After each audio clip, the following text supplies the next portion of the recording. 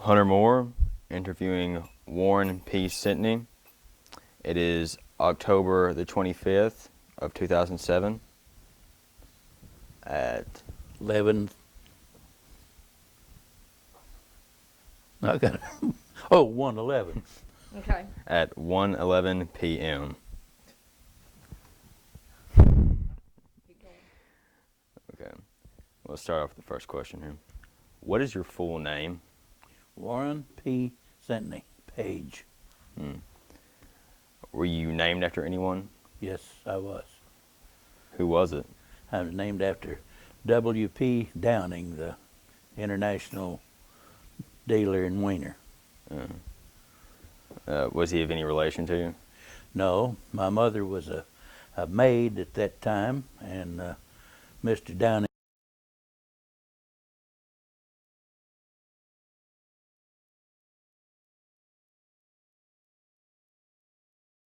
told my mother that he would buy her son his first wool suit if she would name one after him. Where were you born? I was born in the country, 3 miles north of Wiener, at the home place. Where was his home place at? 3 miles north of Wiener on 39, 49. Oh, okay. Did you ever have a nickname when you were a kid? Yes, I had one that my friends, only my good friends, used, Crowder. How did you get it? Well, it was supposedly because of my German ancestry, and all Germans supposed to eat kraut, which we did. So your ancestors were from Germany. Where did they settle at? What did they do when they got here? My mother, just mundane things. There just wasn't much of a conversation you could carry on. What was the food like? That was one of the things that was really fortunate.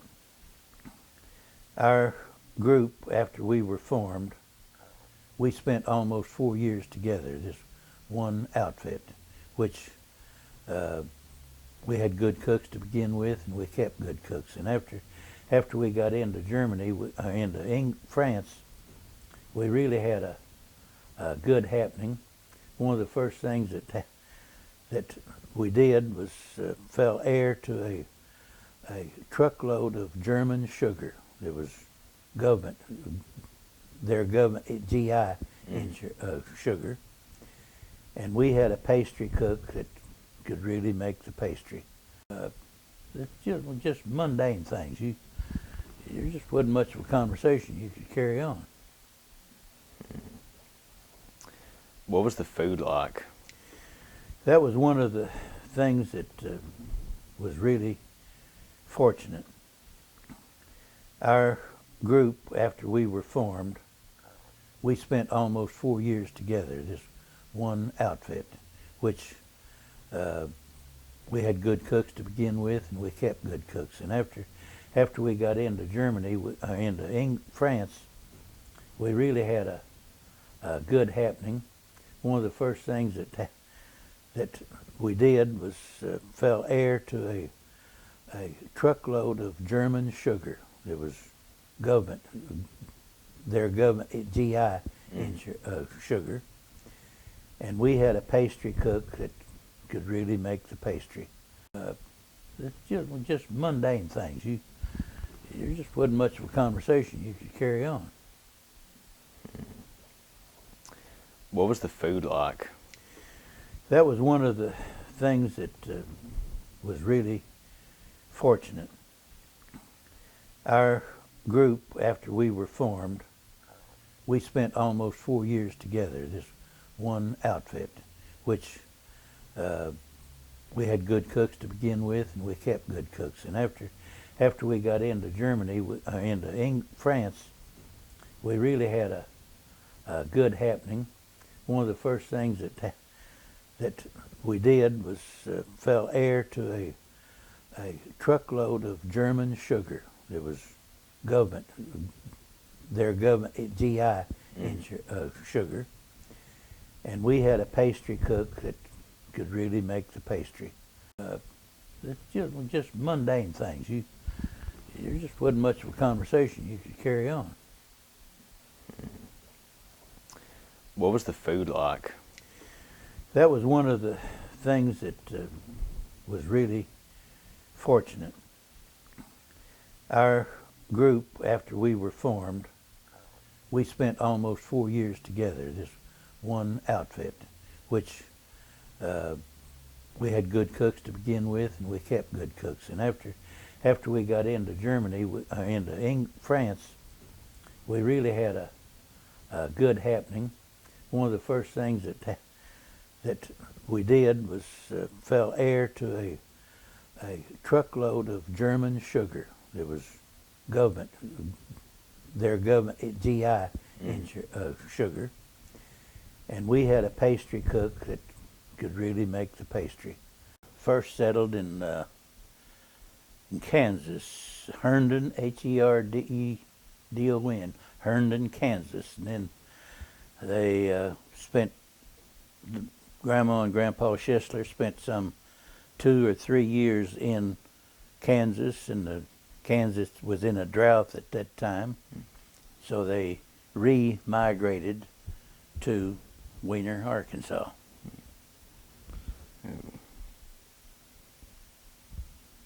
Where did your mom and dad grow up? My father grew up in Mattoon, Illinois, and when he was still in his teens, he started working out, and he ended up in Iowa working as a telegraph operator on a railroad, and he was quite a hunter, and during the two, and that didn't set too well. So you had brothers and sisters? Had two brothers and one sister, and later and one younger brother than me. Uh-huh. He was 9 years younger than me. Mm. How old was your older brother compared to you? He was 9 years older than me. Mm. My sister was the second one. She was 18 months younger. Then the third son was 18 months. And then I was 18 months later. Mm. This fifth child, was 9 years later. He was sort of a PS.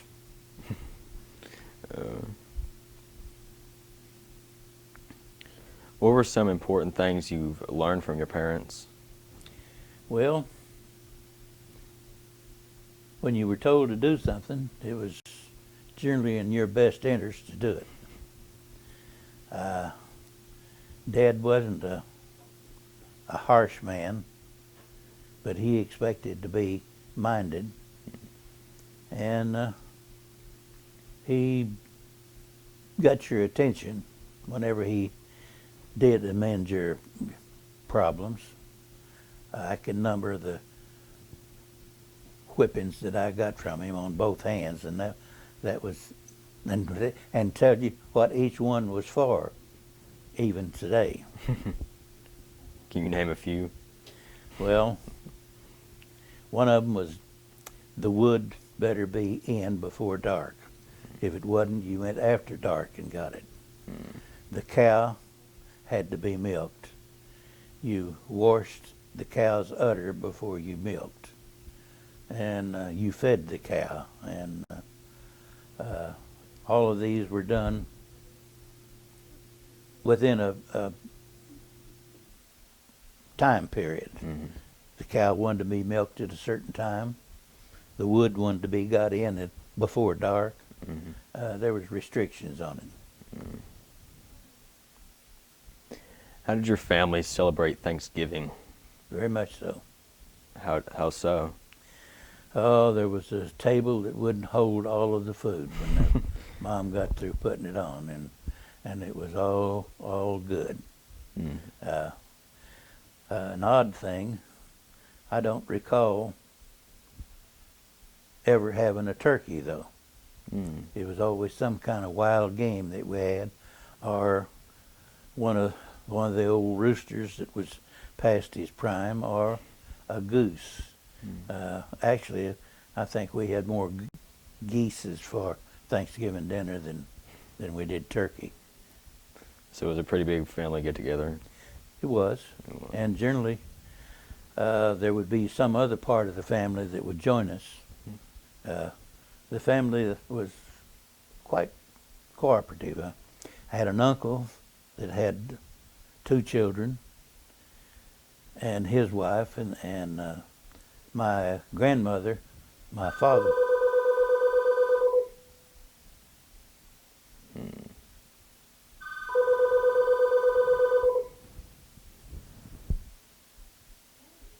Okay. My grandmother on my father's side lived with us in her last years, and she was always part of the family.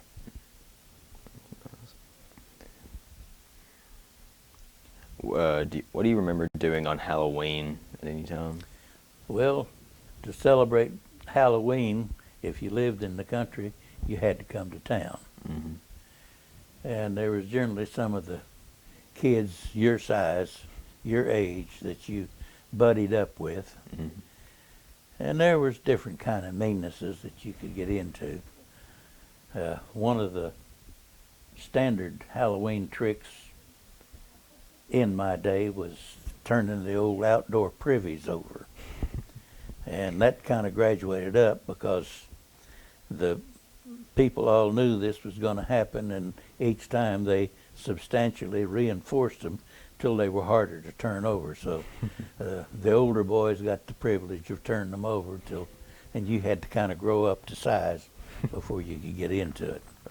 My older brother told a story that when he first moved into town, he knew this was going to happen, so he waited. And when he finally saw all of the younger men ganged up around the old toilet, he stepped out with a shotgun and shot it a couple of times in the air, and they scattered like a covey of quail. They ran over fences and under clotheslines, and he got more of an enjoyment out of it than they did, but they still come back and overturned his toilet. Oh, yeah, that's funny. What was your Christmas like in your household when you were a child? Well, it was always a big delight, and generally it was a surprise because we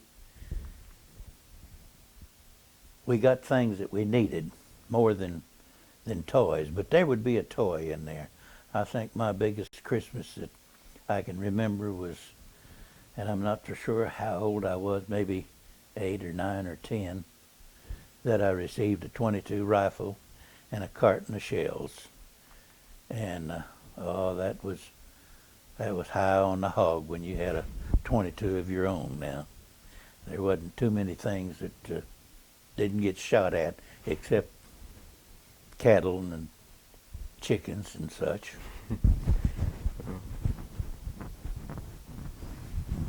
Could you tell me a Christmas story from your childhood? A story about Christmas? Well, the one that I remember the most was after my older brother and my sister had left home, and it was just my next older brother and I at home. And we knew Santa Claus wasn't available. Mm-hmm. I think I must have been 16 or 17, and JC 18 or 19. And no, I have to have been younger because we were still in school. So he'd been a little bit younger. But anyhow, I knew there wasn't any need hurrying. We lived upstairs, my older brother and I. And when we came down, why, my mother spoke to JC first. That was the older brother. He got him a cup of coffee and sat down, because he knew there wasn't anything there that would be closed. She said, "There's something for you over under the tree." He looked kind of funny and went over to the tree and finally found a package from Mom. And he opened it up, and it was a carton of cigarettes. And he really looked shamefaced, and Dad spoke up, said, "There's another one there." and he found it, and it was a cigarette lighter. Then Dad said to him, "Now you can quit your damn smoking outside. You can smoke in the house." He he had he had, we were riding the school bus, and the school bus would stop on the highway just outside of the house, and JC would go out there on the other side of the highway, sit behind the bush, and the smoke would just billow up out of it. Nobody saw him smoking, he thought. And that was, I think that was the most enjoyable Christmas that I ever had, because I didn't smoke, never did smoke. You know, I didn't have anything particular against it, but anyhow, they really put him on the spot there. Oh. What medicines or remedies do you remember as a child? Oh, they were home remedies. My mother had a stockpile of home remedies that I'm sure had been passed down from mother to mother to mother to mother. And most of them were quite effective. Some of them didn't quite hit the mark, but she always had something to pour on something if you got hurt. One of the things that was used quite often was kerosene.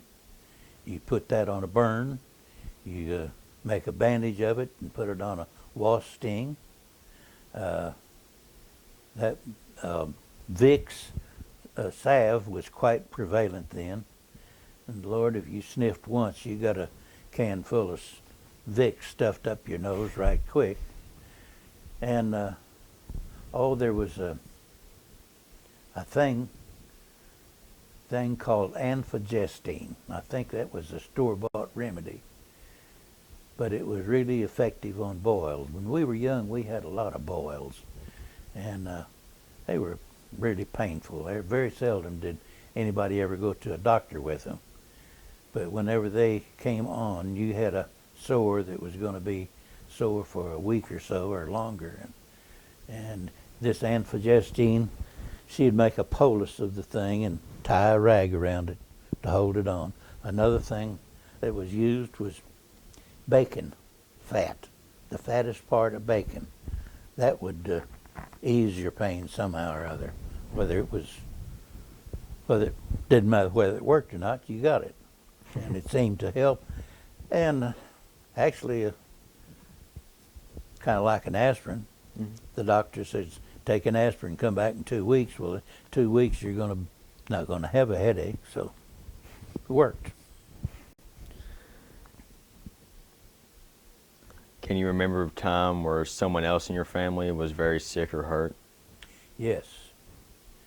The thing I think that sticks in my mind the most was one of Mom's sisters, Rosie Redmond, had a huge family, and one of the kids came down with diphtheria.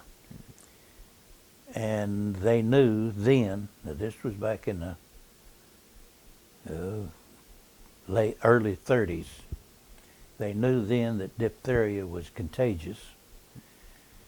And Mom so wanted to go help take care of the kid, but they wouldn't let anybody else come in, and she worried about that child, I think, as much as if it had been one of her own, because she couldn't help administer to it. Was there a doctor? There was a doctor, and I've always been a little dubious about his qualifications, but he was called on. He was a baby doctor. He delivered no till how many. He wasn't too well thought of, but you had to go someplace if you couldn't cure it. Later on, we began to get a better grade of doctors, and if they didn't know what was wrong with you, they would refer you to a specialist that could. Now, that was the biggest advancement in the medical treatment that we had here, was if Dr. Joe couldn't tell you what was wrong, you could he would tell you where to go to find out what was wrong. When you were a child in elementary school, what was your school like? School what? When you were a child in elementary, what was your school like? Like? Mm-hmm. Well, actually it was quite a playground for me. I enjoyed school.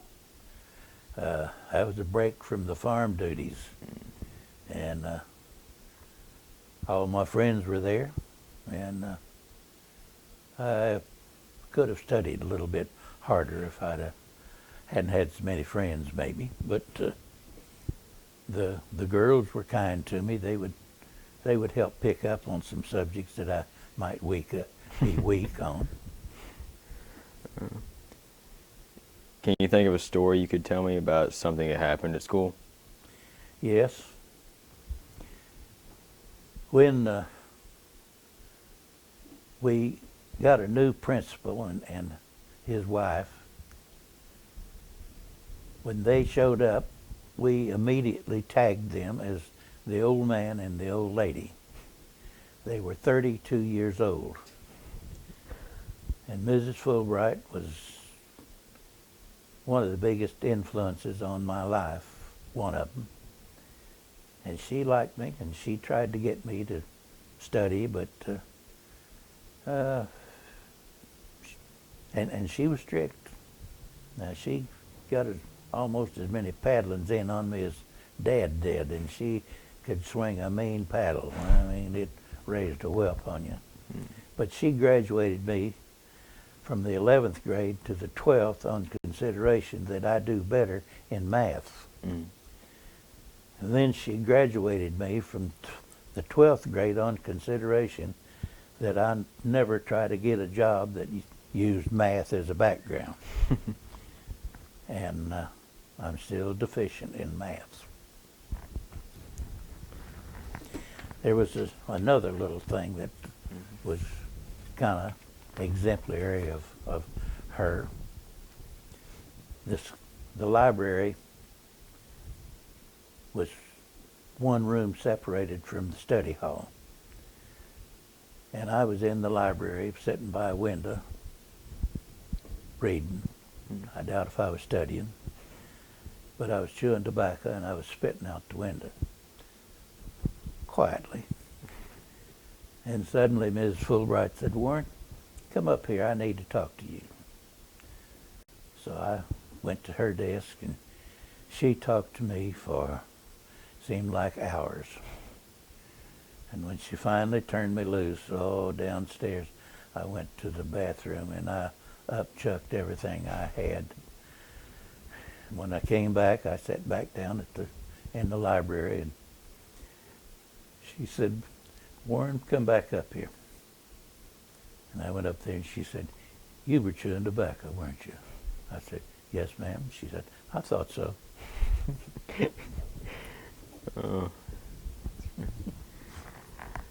What kinds of toys do you remember playing with when you were a child?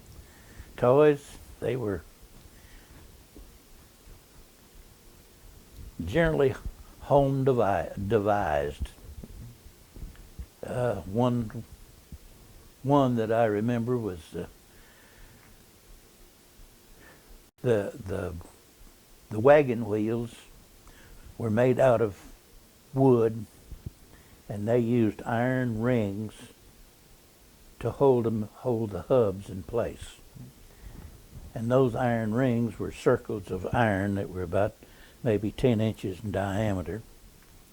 And you could take one of those, take a stick, make a T out of it with another one, nail it, and you could push this iron ring down the road, just running behind it, walking behind it. You had to use your stick to control the thing, but you could make it go. And the trick seemed to be who could run the fastest and keep it under control. And there was a lot of competition on that. Your friends played it a lot. Yeah. Now that was one of them. Another one was that the rubber band guns. The old tires the inner tubes were made out of natural rubber, and they had as much stretch to them as our rubber bands do now. The inner tubes now don't have that elasticity to them, but those did. And you could take a clothespin, shape a gun in the shape of a gun, with the clothespin behind it, and open it up, stick the rubber band in the clothespin, and stretch it over the barrel. Then all you had to do was close your palm, and they'd open the clothespin up and shoot the rubber. The longer the barrel, the harder the shot. And one little thing, and this is one of the Dad's chastisings. On the back side of her house, there was a loose board that cupped out, and the wasps had gone up under that and built nests. And the wasps would come out and sit right in that opening and fan like bees will do on a hive. And my older brother and I had fashioned us a couple of rubber guns, and this was right by the screen door on the back porch. And JC and I would run by that, shoot a rubber band at those wasps that was on the wall, and we'd keep running because the wasps would dive bomb directly in front of them. And we were doing that just real good and had them really aroused when out stepped my sister, and they bombed her. And that's when Dad bombed us. He didn't let anything happen to that one daughter. She was the star of the skies. He gave both of us a nice little tanning over that deal. Did you have any special spots or hiding places as a child? Oh yeah. We had a pretty good sized barn, and it was generally full of some sort of hay. And that was generally a real good place to hide, depending on how deep you wanted to burrow into the snow, or push a rat out of a place and move under the floor, or it was a nice place to play hide and seek. Mm. Did you ever play any games in these hiding spots? Play games? Mm. Yeah, we played a lot of ante-over. What's that? One person, two people, one on each side of the house, and you throw a ball. You holler ante-over, and you toss the ball, and he's supposed to catch it. If he catches it before it hits the ground, well, that's his point. He throws the ball back over, and it has to bounce on the roof. Now, you can't throw it completely over. Mm-hmm. It had to bounce so that you could catch the ball. That was one of them. I'm sure there was others, but that's the only one that comes to mind. Mm. Do you remember the Depression? Remember what? The Depression. Oh yes, the Depression. Mm. Yes and no. I didn't know we were poor because there was people that was poorer than us. We had things to eat. Mom raised the garden. We had cows, chickens. We had food on the table. She patched her clothes, and there wasn't any stigma to go into town with patched clothes, but if you had a pair of overalls that weren't patched, those were the ones you did put on. But if they were patched and they were clean, that was all. The shoes, you wore those things till they hurt your feet or they were worn completely out. And if you had a good pair of shoes, those were Sunday shoes. Mm-hmm. And we knew of people that didn't have Sunday shoes. And there wasn't much, or maybe any money to be had, because my mother always on Saturdays would take eggs and butter in and trade it in on the groceries. and there would be some money change hands between the two. But I still remember we would take in maybe two buckets of eggs, and there'd be 4 or 5 pounds of butter. And the grocery people always sort of had customers for my mother's milk and eggs because they knew that it was made as good as could be made. One thing that sticks in my mind about the egg business was a grocery man named John Eisler. And Mom and I'd carry the eggs in, set them on the counter, and he'd say, "All right, Mary, how many eggs you got in this bucket?" She'd say, 5 dozen.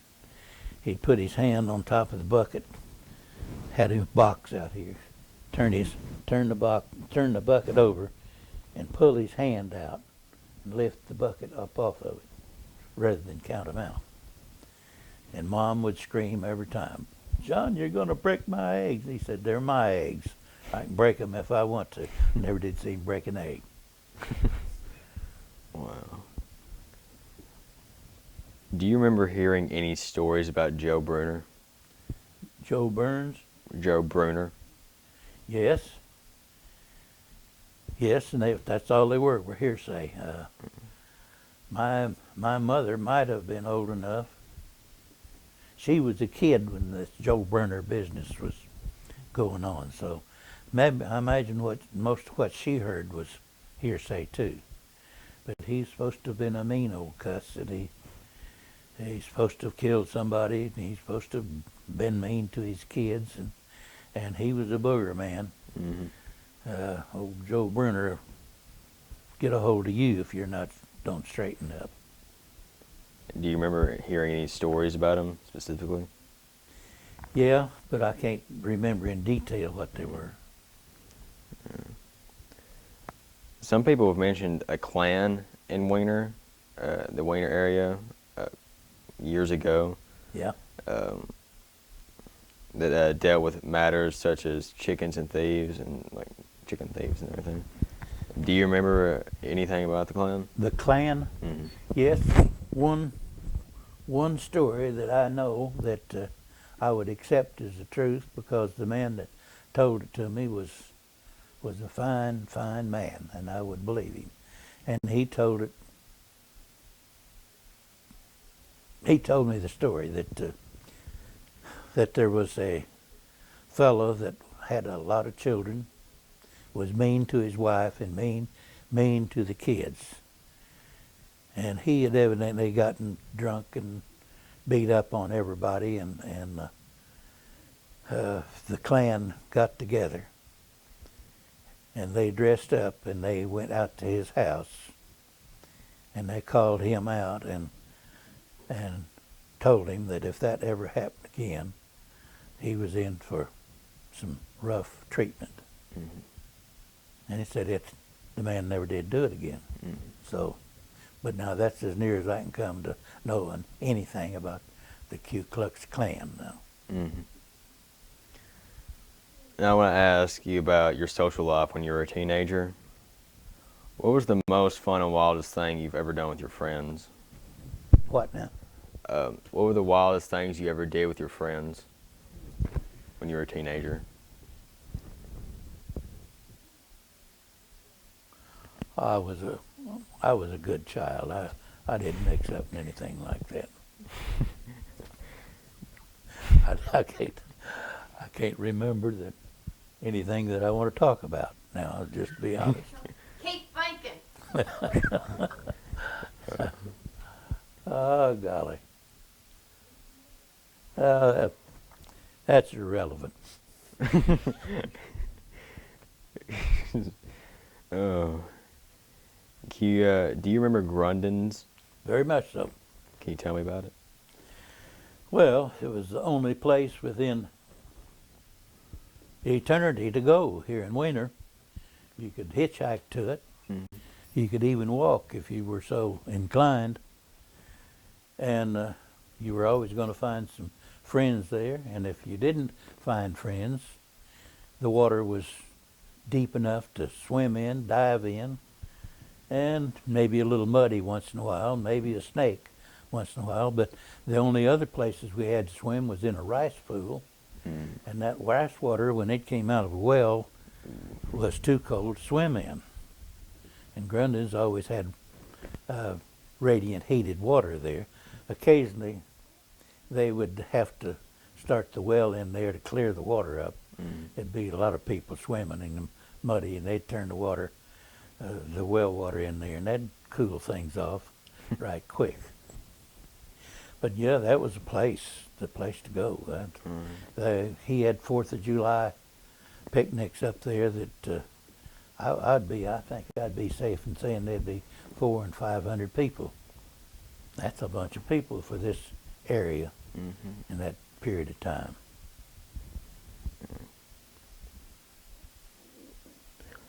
What was the movie theater like that you went to when you were a teenager? Well, the first movies I saw were silent movies. And a lady named Grace Dinsmore was the one that run. She was a widower. She ran the theater, and she had a little dime store that was next to it, and also she rented books too. I rented a lot of cowboy books off of her. But she would play an organ, not by hand. It was one of these pump jobs with a cylinder that played the music. And they evidently sent those cylinders with it because it was timed with the movie. If the horses were running fast, well, it was a fast tempo music, and if it was dangerous time, you've seen some of it, I'm sure. And she gradually went into finally got this words to it as the movies improved. But one of the things that really sticks in my mind was that she heated this theater with 2 oversized wooden stoves, one on each side of the stage. And in the winter, she would allow you to see the show for an armload of wood. Well, we generally got a nickel or a dime to go to the movie with, but if you could show up with an armload of wood, you had a nickel to spend somewhere else. And the wood pile was right behind the theater, her wood pile. So some of us every once in a while would resell an armload of wood to her. I don't know if she ever suspected it or not, but by the way, Grace was my twin. Oh, you had a twin. Oh. She was born April the 7th, about 40 years before, but Do you remember the Majestic or the Victory Theater? yes, but that came into existence during the war while I was gone.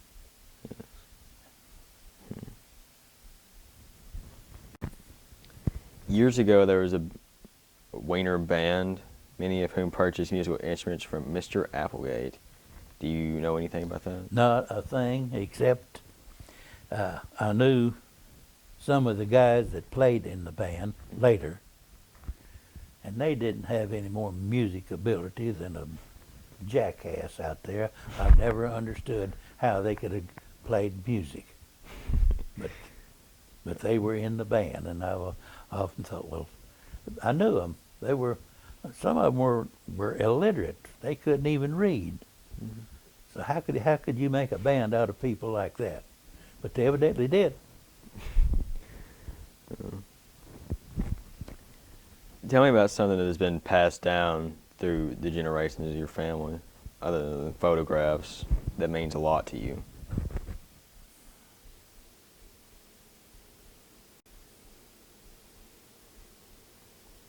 Well, nothing comes to mind there. Do you have any for instances? What are you searching for? A pocket watch or a wallet. Well, no. There was one thing that was passed to me, and I've already given it to my son, and he was having the thing restored, and it got stolen. In the 20s and the 30s, there was quite a bit of thievery going on, and Dad was a friend of the sheriff of Poinsett, and this sheriff gave him a pistol that he'd taken off of a bank robber, and just gave it to my dad. And it was the thought that this was a real bank robber's gun. It was a 38 special. It's a good pistol. But anyhow, my dad gave it to me, and then I gave it to my son, and he took it to a place in Jonesboro, and they were rebluing it, and somebody stole it from them. So, Wow. I have a pass on, if that's a word. I found a Indian grinding stone that I'm just really proud of. It's We'll take a picture of it after a while. okay. And I also have a pretty good collection of arrowheads that I've found on the farm out there, and rocks. And I haven't made my mind up who's going to get them. I would hate to see them be sold, because I've spent 50 years picking them up. Whenever the spring rains came and we got rained out of the field and couldn't work, well, I spent it on those Indian mounds, just looking and trying to figure out how those Indians lived in this area during that period of time. And I'm still trying to figure it out, because they didn't have the drainage ditches that we've got. And any mound that you find, very few of them left, but any that were found were always in a higher elevation. And it may have been that they built it up a little higher so that they'd still be out of the water danger on it. But I still believe that the most of the Indians lived in Crowley's Ridge, and they hunted down in this area.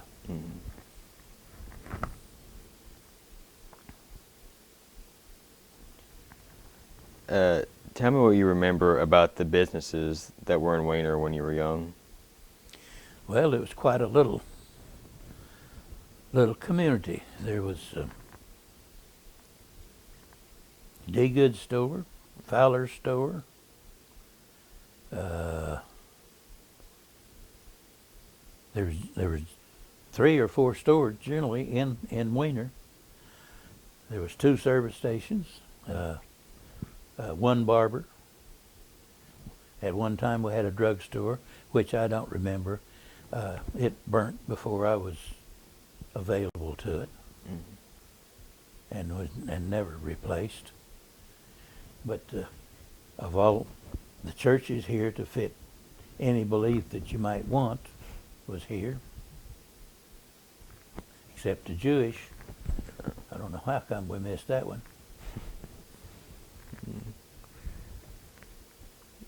Do you have any stories about the people who owned the businesses, or something that stands out in the memory of any of them? Yes, Franklin Huber was one of the stores. And one of my main recreations was that .22 rifle. And I wasn't always financially able to buy a box of .22 shells. But I could go to him with a nickel or a penny, and he would open a box of shells and sell me those 5 or the 10. Stick them in my pocket.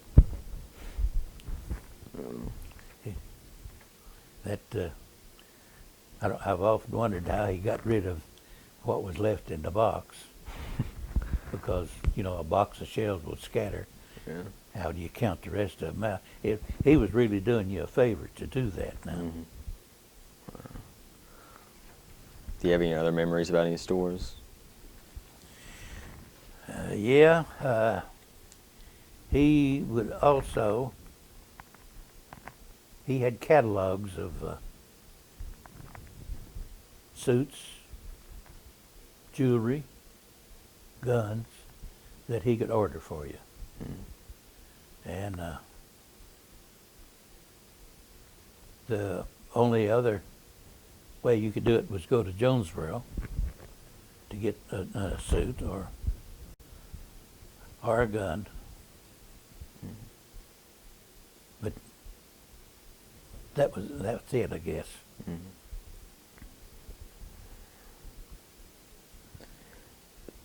Tell me what you remember about the grocery stores in town, like Sophie's A Dime. little louder. Could you tell me what you remember about the grocery stores in town, like Sophie's Dime store or Miss Allen's Stretch Shop? Well, Sophie was an aunt of mine, and she was a fine person. She was an old maid, and she was a personified old maid now. But she was a good woman, and the stuff she had in there was junk. But for a nickel or a penny, what could you get? But you could also, she had the varieties of candies. Mm-hmm. And I've often wondered how she made a living off of it, because she had to have bought it cheaper than what she sold it, and it's still cheap when you got it. So there must have been a markup in there somewhere. Ms. Allen's, no, I never was in that place. There was too many stories of cockroaches and bugs and what have you amongst her stuff. And that was hearsay. I never did go in there. What about the gasoline service stations in town? Yes, there was two. Generally, there was Buster and Bert Fryman had the one that I traded at, and he would give you credit, which was the main thing that you wanted then. Mm-hmm. He could also patch a tire, change a tire, patch it for a dime if you brought it in, a quarter if he had to mount it. That was a big help. But there was one time that I had a Model A that I only had 4 tires for.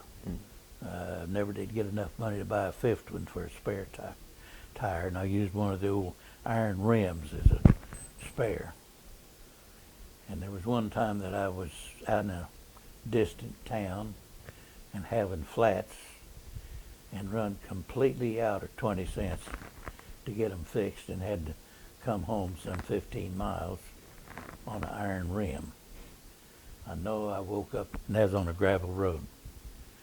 I know people are still wondering what that noise was on the highway in the middle of the night. Can you tell me about the places to eat in town, like any restaurants? Yeah, hamburger joints. Well, they must have served lunches, but I never don't remember ever eating a lunch in town. But a ham sandwich or a hamburger or an egg sandwich, yeah. Irene McCoy was one of the better ones. There was some others too, but that's the last one I remember. Do you remember the first town library? Yes, that was Grace Dinsmore, except you paid a nickel to rent a book, but it was a library. This library that we have now, I guess, was the first one. Was it, Patricia? No, I'm the only one that remembers it, I think. Well, I don't. And I remember this one being built. And that was after the war. But The first one was a little bitty wood building that was right there where you go into the rice dryer. They moved it in. It was up on concrete blocks, little bitty thing. And Gladys worked in that one too before they built the brick one. Well, you're old, aren't you? I am. Do you remember hearing anything about the Wiener Hotel? Yes. In fact, I dated the girl that lived in the Wiener Hotel one time. She lived upstairs. They had a suite of rooms, I imagine, because there was three girls, and a man and his wife. And this was in its latter part of its days. And I remember the stairs going upstairs made a lot of noise, and the floor was really uneven. It was built on blocks, I'm sure, and that was a two-story building, so it must have sagged and quivered in every joint. Wow. Now, I want you to tell about your war experience. Which war did you serve in? World War II. Were you drafted or did you enlist? No, I enlisted. I was Buford Keller, a friend of mine, and older by 2 years, and I were running around together. And he, one Saturday night, said, as he let me out at the house up there, he said, "Warren, I'm going to Little Rock Monday and enlist." He said, "They're going to draft me, and I don't want to end up in the infantry, and I'm going to enlist in the Air Force. Come go with me." "Oh, why not? I'm not doing anything." For the next 3 years, turned out to be 4 years. But anyhow, I went with him, and there was a series of events that happened there that has always been curious to me. They started giving us tests. They'd hand you a sheet of paper, go into this room, you've got 20 minutes to fill it out, 30 minutes, whatever. Answer what you know, leave the others blank. Won't hurt your score if they're blank. So this one particular test, they handed us 2 sheets of paper. I ran down through it real quick. Then I went back to the start and I answered the ones that I thought I'd do. And kept going through it till I had answered all of those. Then I came back to the blank ones that I hadn't answered. I took an educated guess on them. Maybe this is what they want. If I didn't know, I just mentally flipped a coin. It turned out that was an IQ test they were giving us. And it turned out that I had 114 IQ, and you had to have 100 to get into the Air Force. And I had no idea that was going to tag me. And there was several guys that took the test that ended up in other branches of the service because they failed the IQ test. And Buford had 130 something on his. He was a college kid at that time. And I've always thought about that. That was just an accident that I ended up answering as many as I did. But anyhow, from there we went to the place in Little Rock for 2 days and got shot. Then moved us to St. Louis, got some more. Oh yeah, one of the things that happened was in Little Rock they gave me a tetanus shot. Got to St. Louis, gave me another tetanus shot. Then we got to Jefferson Barracks, I got a third tetanus shot. That time I broke out in a rash all over. I mean, my entire body was a solid blotch of red. taken too many tetanus shots. Haven't had one since either, by the way. But anyhow, then from Camp Chaffee, they sent us to Chanute Field, Illinois, to an Air Force training base. And we were there for 6 weeks. And we graduated with a aircraft and A&M mechanics degree, whatever. We were qualified to work on airplanes. But they took 20 of us out of each area. All of the S's went to Pawcatuck, Connecticut, to an airplane propeller factory. They sent other initials to Pratt and Whitney, to different places that was building airplanes, so that each one would get a specialty out of the thing.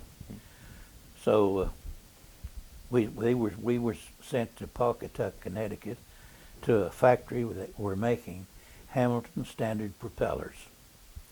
We went there for 6 weeks, and and there was 20 some of us that was in this group. Then there was 4 of us that was shipped to Savannah, Georgia, to a bomb squadron. And to each there was four squadrons, a bomb group. There was 4 squadrons in a group, and one of us went to each squadron. So we were just being split up constantly. So when I got to Savannah, I reported to a first sergeant, handed him my papers, and he went down through them, and he said, "Well, what are you?"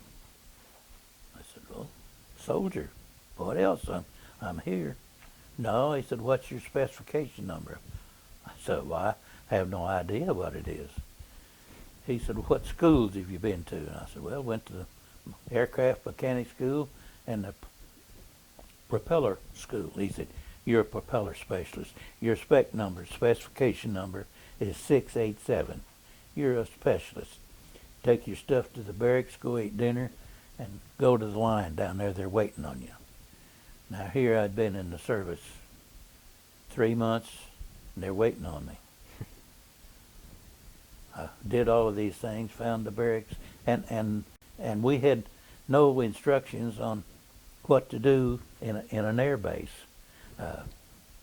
Where was the mess hall? Where was the line? Where was these things? You had to find these out as you went. Anyhow, I kept asking questions, and finally got to the line, and I reported to a lieutenant, and he said, what are you doing here?" And I said, "I'm a propeller specialist." Just had that told to me. Said, go report to the line chief. So I reported to Master Sergeant. He said, "What are you?" I said, "I'm a propeller specialist." He said, "Go out to plane number so-and-so. They're waiting on you." Still waiting on me. The war's going strong. So I get out there, and this crew chief says, "What are you? Who are you?" And I said, "I'm a propeller specialist." He said, "Fix that damn thing." And they had a Hamilton Standard propeller on it. The Air Force had 4 different kinds of props, and that was the only one I knew the least thing about was that one. So I said, "Okay, how'd I get up there?" He said, "Take this crew chief stand." Wheeled it around in front, and I said, "Where's the wrench?" Takes it off. "Well, hell, where's your tools?" I said, "I just got here." He said, "Well, go to sub depot and find one." "Where's sub depot?" So I went. He told me. I went to sub depot, checked out this prop wrench, spun the retainer off of it, pulled it off, looked inside, looked fine. Run the props through their rotation. They all rotated. I put the dome back on, and I asked the crew chief, I said, where's the new gasket?" That was the one thing they told us at school, at the factory. Always use a new gasket. He said, "Sub depot." So back to sub depot I go, get a new gasket, put it on, tighten it up. And I said, "Where's your torque wrench?" He said, "You don't need a torque wrench." "Oh, He told me, "You don't need a gasket for that. I've used that other one 4 times, and it's all right." So anyhow, I got the new gasket, and I was asking where the torque wrench was. He said, "You don't need a torque wrench for that. Just tighten it up." And I said, "No, supposed to torque it down." So I went back to Sub Depot, got a torque wrench, and torqued the thing. Safety wired it. He crawled in, cranked it up, and it didn't sling any oil on the ground. So he goes to the line chief. He says, "We may have it fixed." So we go back out to the airplane, and out comes a Jeep, and a pilot jumps out of it, and he's got 2 parachutes. Now this is a 2-seater airplane we're flying. He said, "Who fixed this?" The crew chief said, "He fixed it." He said, "Put that chute on. We're going to try her on." Well, now here I've been in the service all this length of time, and they're waiting on me, and here I am going up into the wild blue yonder. We checked the prop out. It didn't leak, and I was a propeller specialist. I was there. Wow. Oh.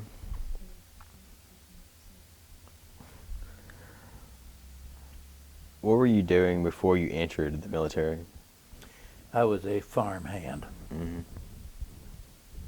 I see. We already know how you trained. Louder. We already know what kind of training they gave you and everything. Propeller specialist.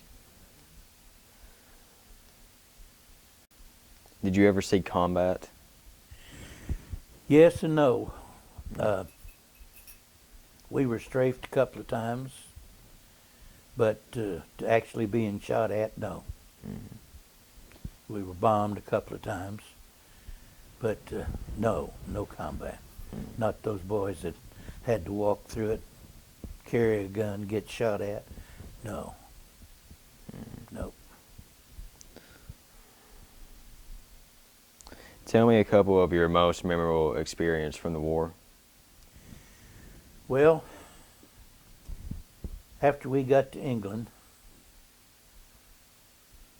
we were flying a P-47, which was a bomb-carrying 850 caliber gun platform, and we strafed, our planes strafed and bombed all through France up until the D-Day, and then our group was attached to Patton's Third Army, and when Patton started towards the Rhine, we were attached to him. When he needed flying done, our group was the one that was called in to do it. But while we were in England,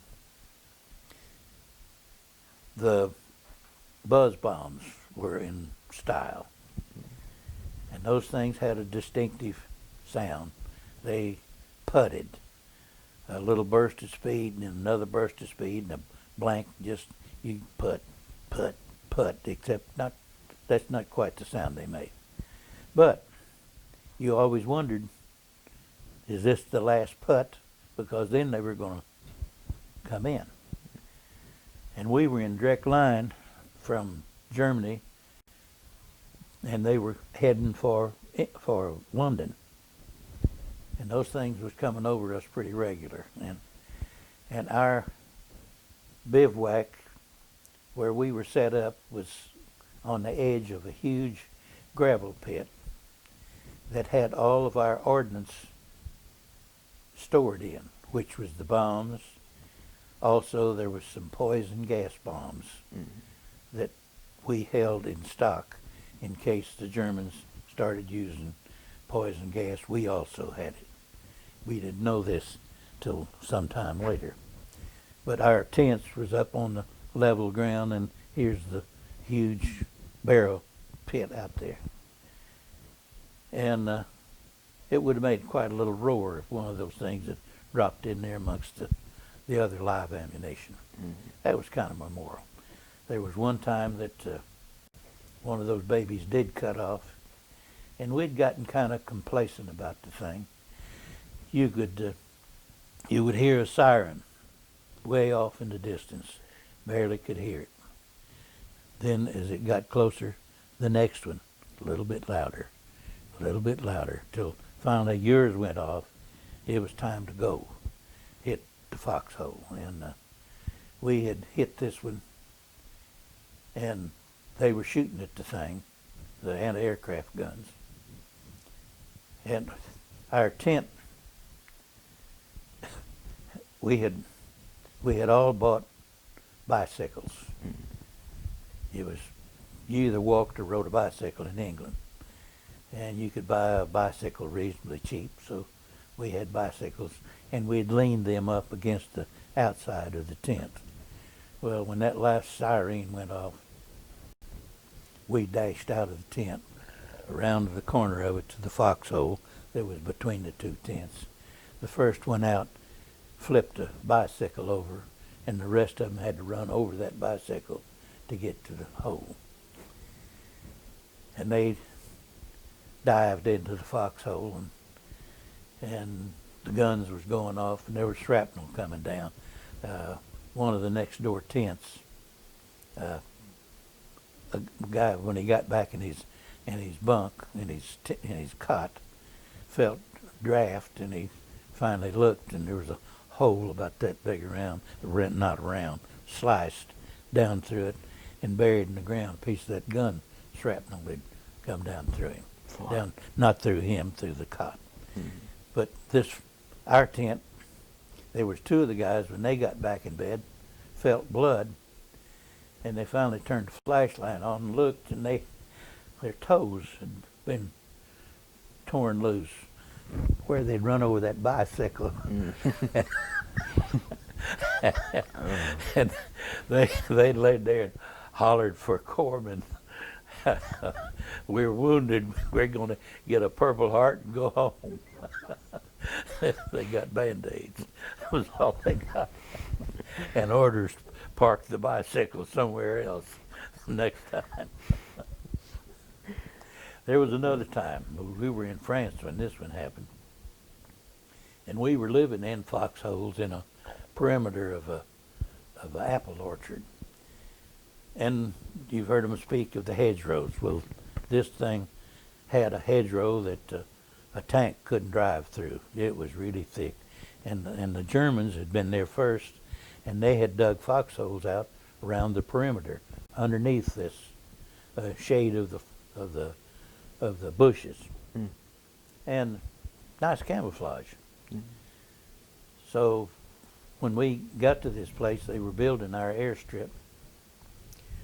We occupied this one area, and I and a buddy decided this first night that we'd put one shelter half down on the bottom, then a blanket on top of it, and then stretch this other shelter half up in the bushes, that we wouldn't have to have the tent job to keep the rain off of us.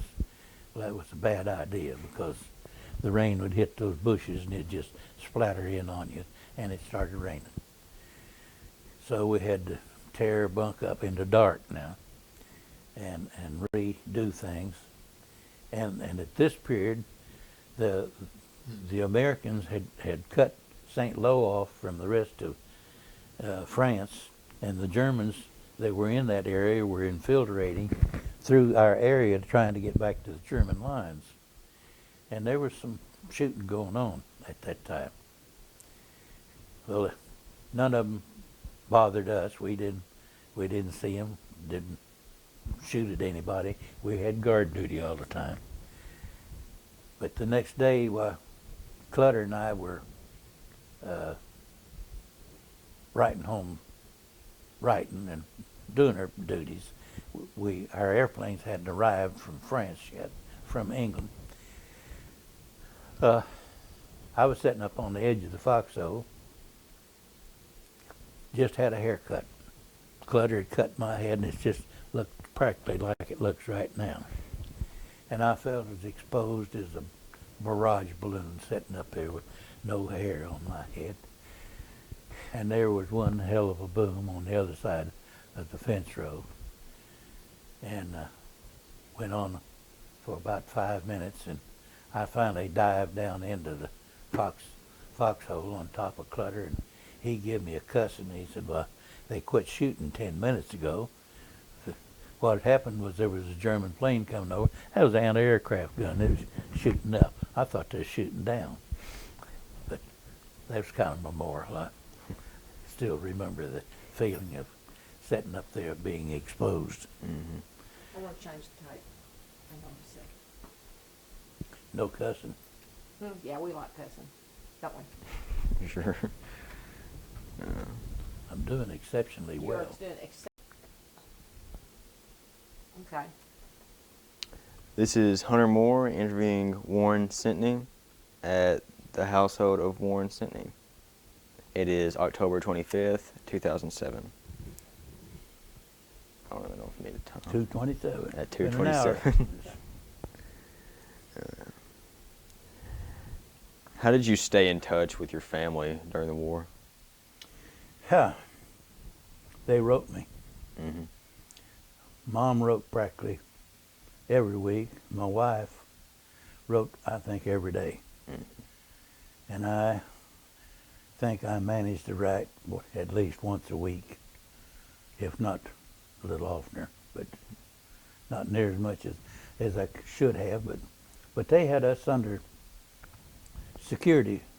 There wasn't much you could say. Mm-hmm. You couldn't mention the weather. It's just mundane things. There just wasn't much of a conversation you could carry on.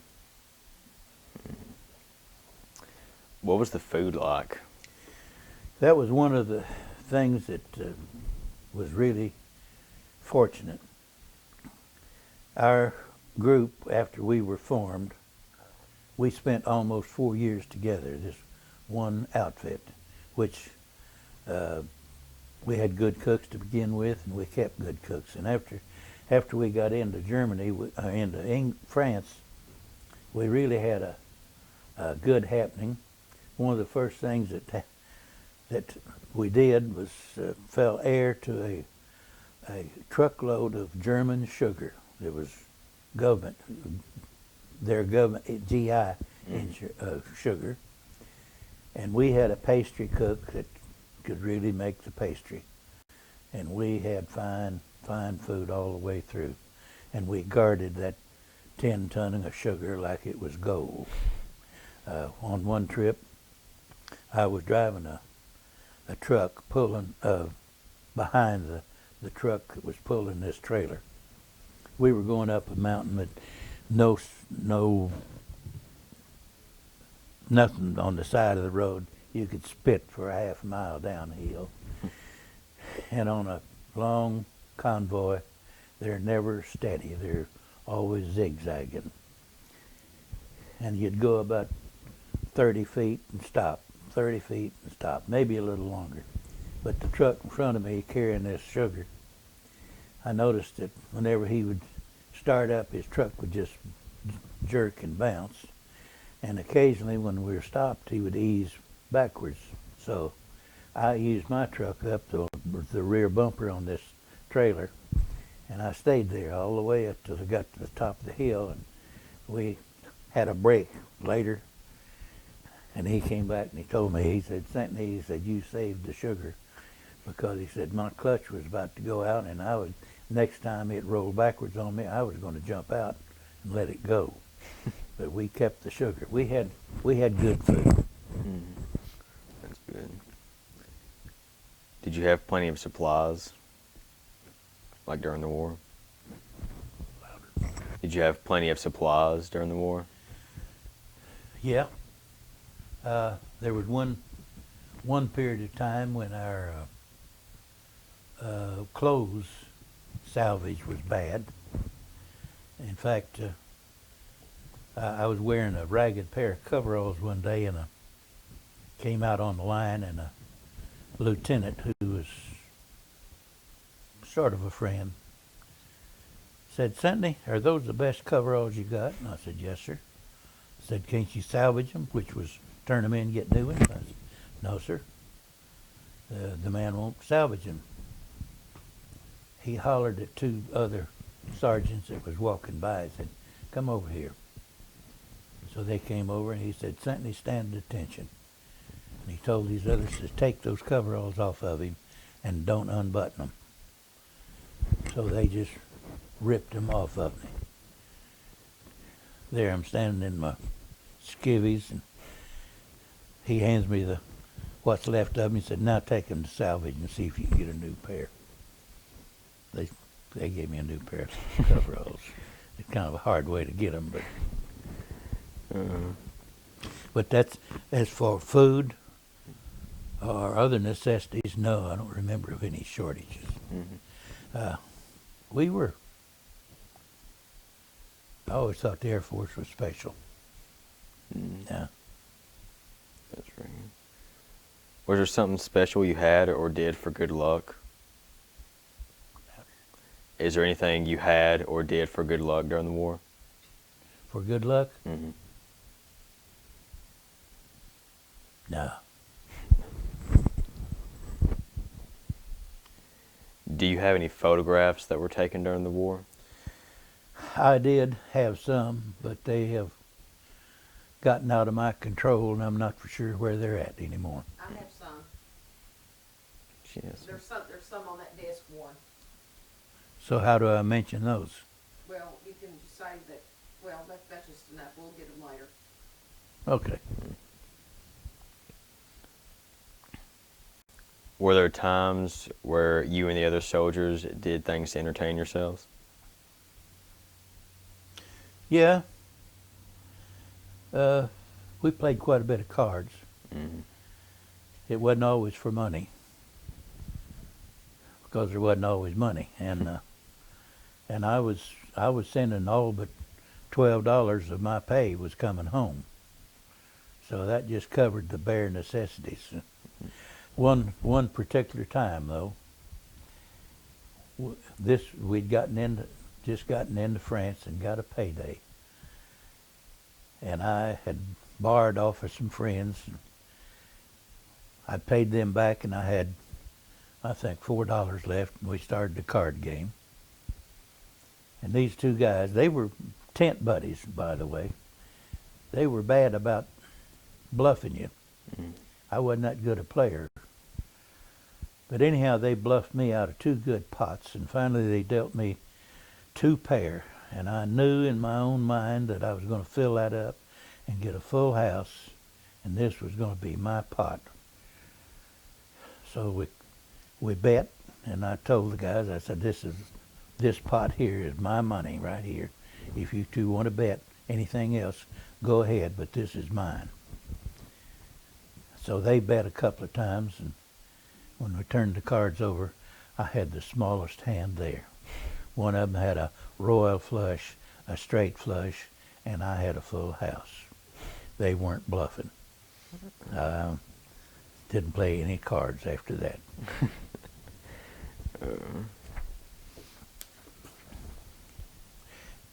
I don't know if you're going to ask this, but when the war was over, are you going to come to that? You can go ahead. When the war was over, they grabbed most of my outfit and got ready to ship them to Japan. The war wasn't over with them yet, and we were detached from our unit, and another unit grabbed us and put us in a C-47 outfit, and we were flying anything, any weapon that the Germans had that was better than ours. They would grab that thing up, crate it up, and we would fly the thing back to England or France, whichever, and they were shipping it back to the United States to research it.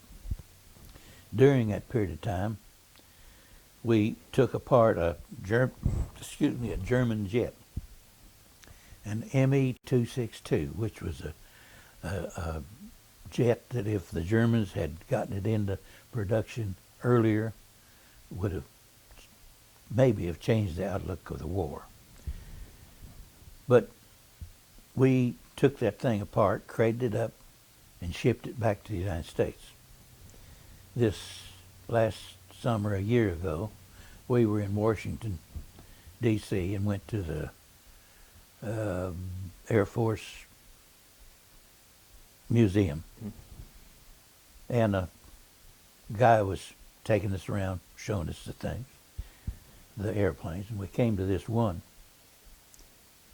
And I recognized the plane. I asked him, I said, could that be an ME-262? Of course, they all had placards in front of them that described them. He said, yeah, how would you know that? And I said, well, after the war was over, we took one apart and shipped it back to the United States. He turned to me and pointed, and he said, would you believe that's it right there? Wow. And we came to another German plane. That was a FW, Focke-Wulf 150, 104, 104. I said, sir, I know another story about that plane. He said, I love it. Tell me. I said, well, on VE Day, our unit was at parade rest on the ramp. Our commanding officer was giving us a speech of how well we had done. We'd fought the war, we had beaten them, and now we were going to go to Japan and finish them up. We were real pleased to hear that we were going to have to fight another war. But I said, while we were standing there, 4 German planes came out of the east and to us. And you could tell a German plane by its exhaust. And I was a platoon leader right behind our XO officer, and he was directly in front of our commanding officer. I said, Colonel, those are German planes. He looked and he said, Colonel, those are German planes. What I was thinking was, we knew the war was over, but did they know the war was over? And here's 1,500 people lined up on a concrete. Wouldn't the bullets ricochet in there real nice? And the colonel turned around and looked, and he said, hold steady, man, just be at ease. These planes came in and landed. There was 3 Stuka dive bombers, which was the old German fixed wheel landing gear, and this one FW. They, as soon as these Stukas lost their speed, they pulled off the side of the runway and locked the wheel up and spun, which would tear the landing gear out from under them. Why they wanted to tear them up, I don't have any idea, but they'd lost the war, but they wasn't going to lose their gun, whatever. But the Focke-Wulf didn't do that. He stopped. There was one guy that wasn't in full dress uniform. He ran out across the grass to this German plane. The German stands up in the cockpit, holds his hands up, says, Kamerad. The GI said, give me your gun. The German pulls his pistol out. It's a P-38. Now that was a prize World War II gun. Handed it to him. He takes that gun and turns and runs off just as hard as he can run. The guy's still standing there with his hands up. Well, they dismiss us. And we go back to our barracks and we start a little celebration. And here come the MPs, and they searched everybody till they found that pistol. The next day, our commanding officer and the German went back out to his plane. He crawled up in it. He surrenders again to our commanding officer and hands him that pistol. Sergeant Stripe took a picture of that. The old boy should have been getting tired of surrendering. And there's another little P.S. on that story. I ran across in a library book that I had a notation that a German ace had written a book of his history in the World War I or II, and it sounded like this one that had come in on us. So I asked the librarian if she could find that book, and she did. She found it in Texas. Well, anyhow, they shipped it up to me, and I read the thing, and he describes this place that he surrendered to, and it was us. that he surrendered. I've got a piece. I took the copy of that. I have it here. We can scan it later. Do you recall any particularly funny or unusual event that happened while you were in the service? Well,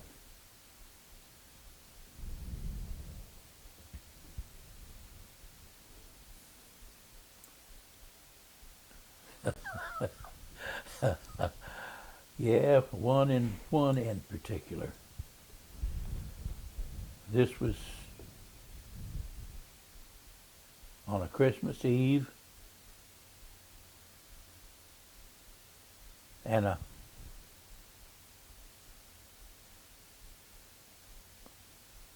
me and another. I was a tech sergeant.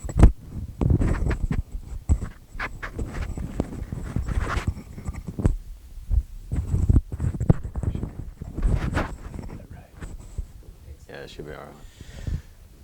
Me and a tech sergeant had been having some problems with a couple of master sergeants, and we had us a sort of a enlisted men's club, and we'd had a couple sociable drinks with them, and anyhow me and this tech decided we ought to start the new year off with a little understanding with these two guys. So we kind of started talking to them, and one thing led to another until all of a sudden I was sitting on the floor, my back up against the wall, holding my jaw, and the guy that worked with me, which was twice my size, run up, picked me up, said, "Who hit you, Senteney?" I said, "Jones did. Get out of the way." He said, "Sit down, I'll take care of it." And he went over and he worked over Mr. Jones. I'm sitting on the floor enjoying it. Of course, my jaw hurt a little bit, but I always thought that was kind of funny. And by the way, that did open up our relationship. Those two guys were a lot nicer to us after that. Tell me about an officer that you remember having. We had, at the very start we formed the group, we were getting pilots out of pilot school that had complete training. They knew their airplane from start to finish. They knew the motors. They knew everything that they needed to know. There was a speed up program, and they had to condense these different parts of their education, and consequently they weren't as good a pilots as the beginning were. But this one particular pilot was a fellow named Lieutenant Marr. Turned out he finally got to major, but anyhow, at the time he died, he was major. But whenever he came in with an airplane, each pilot was supposed to tell the crew chief whatever he felt was wrong with the plane. Tires are low, spark plugs missing, whatever could be wrong, he was supposed to tell them. Well, when Lieutenant Marr told you that there was a spark plug missing, all you had to do was look to find a hole, because there'd be one. These other, you better look to see if they had a piston missing, because they couldn't tell the difference. This one particular time after we were in France, and he'd made major, and he was leading a squadron out. They were carrying a belly tank with 200-gallon gas in it and 2 wing bombs. And their program was that as soon as they got altitude, they switched to the belly tank and used that gas, and then dropped that tank. Then they had their fuselage tanks to fight and come home on. Well, he made the mistake of not switching to the belly tank, and when they got into France and started to bomb, he realized that he still had a full fuel tank, and he had to drop it, because if a bullet hit it, it was goners. So he told the rest of his squadron, he said, "Well, fellas, I'm going to have to drop my full tank." and I'm going to make my bombing run, and then I'm going to head back home. You'll have to go with whoever, another appointed. And that's what happened. As soon as he made his bomb run, he picked up, and he came back in, and he was mechanic and pilot enough that he could lean the carburetor out and fly slow enough that he got the best mileage out of this what gas he had. And when he landed, we had to pull him off the runway. He had run out of gas. Now, there wasn't too many of the other pilots that would have had enough mechanical ability to pull that off. And I always thought that was just kind of amazing. Now, that was bad judgment on his part of forgetting his tank, but his good judgment of he was being able to correct his mistake like he did.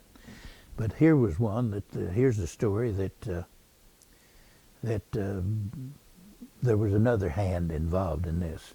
This was during the Battle of the Bulge, and we were on an airfield that had two runways. They formed an X, and they were using one runway to unload supplies on. The other runway was being used to land and take off on. And this area that they were unloading the supplies on, there was a foot of snow on the ground, and there was not the mechanics, the people that was helping unload the planes had a tent out there that they could get into with a fire and warm up while they was waiting on a plane or what have you. Our planes had taken off, and they had finally found what Patton was wanting them to do. And one of them really got shot up bad. Whenever he came back in, his instruments was gone. He couldn't tell how fast he was flying. He couldn't get his landing gear down or his landing flaps down. His wingman, thank you.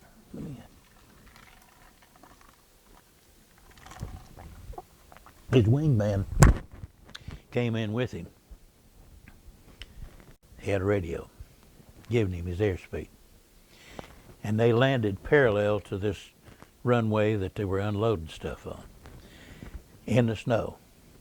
And he let him down, and finally the old boy cut his engine off, and he's skidding in the snow. Man, it was just spraying out. You wouldn't believe. The other guy peeled off and went ahead and landed. But he slowed and went forever, it seemed like, before he finally lost enough momentum that a wing tilted. When it did, it caught the ground and veered him into those planes that was parked to the one spot that was open on both sides of the runway. And he scooted across the runway and into that tent that those guys were in. And they were standing in the doorway watching it. They scattered. Nobody got hurt. This tent wrapped around the front of the plane. And here's a fire on the inside of that thing. And there's the smoke coming out of it. And we're waiting for the plane finally skidded to a stop. The tent draped around the front of the plane and the wing. And out comes the pilot. He got the canopy up and come running out of the backside of it. Waiting for it to explode too. But it didn't.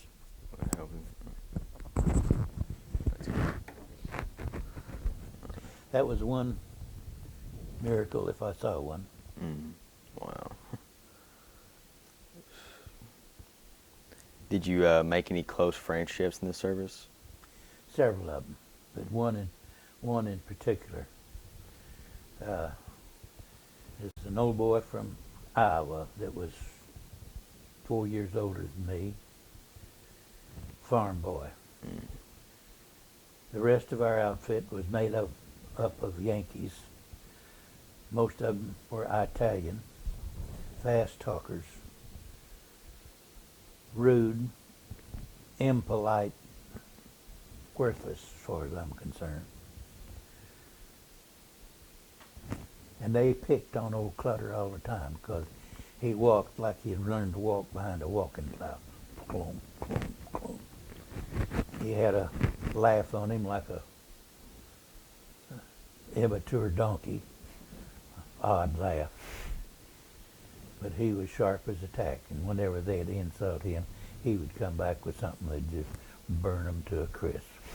And he and I become friends. He lived in Iowa. We've been to see him several times. So you kept a close friendship after the war. That's good. What is your least favorite memory of the war? Well, actually, the least favorite was getting discharged. When we hit New York, they put us on a troop train, and there was one carload of us that was from Arkansas. And they said, you'll be discharged from Jefferson Barracks. We got to Jefferson Barracks, they said, it's full, you'll have to go to Fort Smith. We went to Fort Smith, it was full. We went on down till we ended to El Paso, Texas, just as far away from home there as we were from New York. And we were down there for 3 weeks.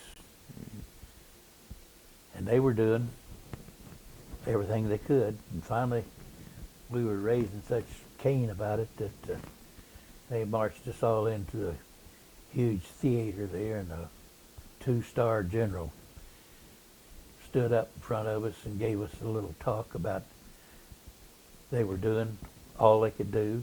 There's the paperwork that was holding us up, that they would get us out just as quick as we could. And he said, I can only tell you of an old Chinese saying that covers this. When rape is inevitable, relax. Dismissed. It's really funny. Were you ever wounded during the war? No. No. Well, now, I was almost wounded. I fell off of the back of a 6x6 one time, flat on my back. When I came to, I heard some guy groaning, and it turned out to be me.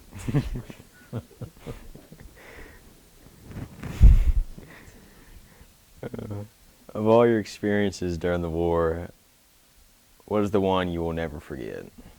That I was what? You would never forget.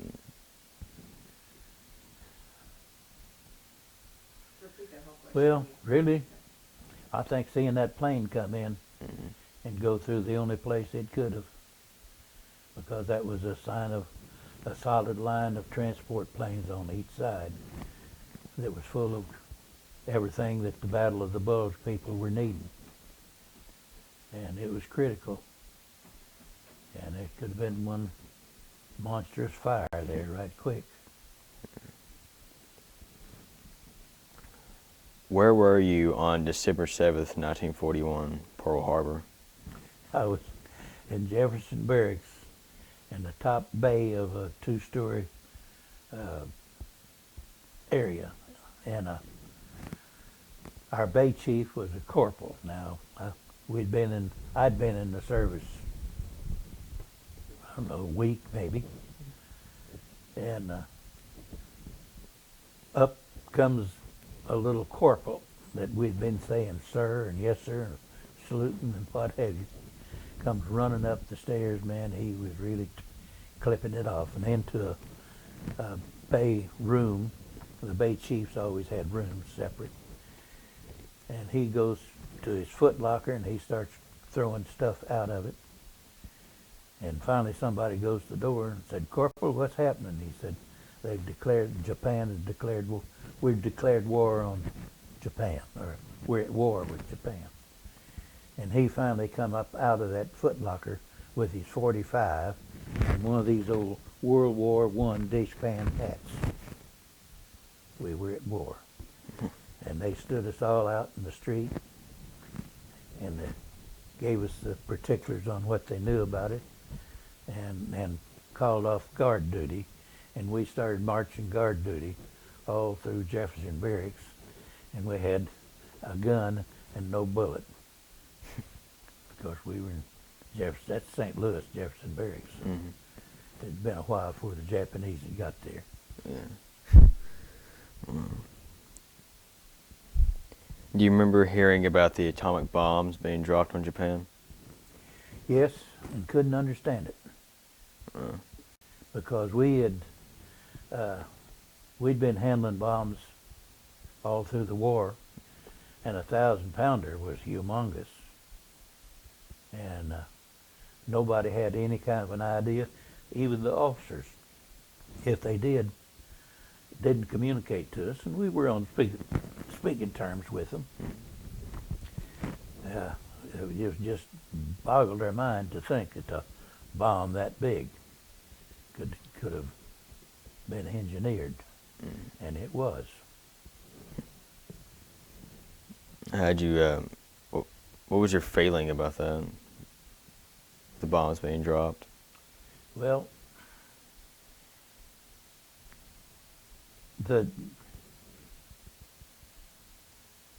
we were fighting a different war against the Japanese than we were the Germans. The Japanese weren't civilized. The Germans were. That don't make a damn whenever you're killing somebody, whether they're civilized or not. But the fact that here's a Japanese animal over there, bomb them again. I don't know if they'd have dropped one on Germany or not. Don't think so. Now, don't believe they would, because they did some horrific things in World War II of bombing. There was a couple of instances where they firebombed some cities there and just massacred the whole town. There was other instances where they gave specific orders not to bomb certain places because they were of historic value. So it was a different mindset there against the Germans and the Chinese, or Japanese. Do you remember about President Roosevelt's death? I do. And it was a sad day. Mm-hmm. A sad, sad day, because I thought he's led us through this war. Now who's going to finish it? Mm-hmm. And I knew a little bit about Truman and didn't feel like he was qualified to be the president. I've changed my mind since then. I think he's going to, and is one of our better presidents, but at that time I didn't think so. But it was a sad day when we learned that Roosevelt had died.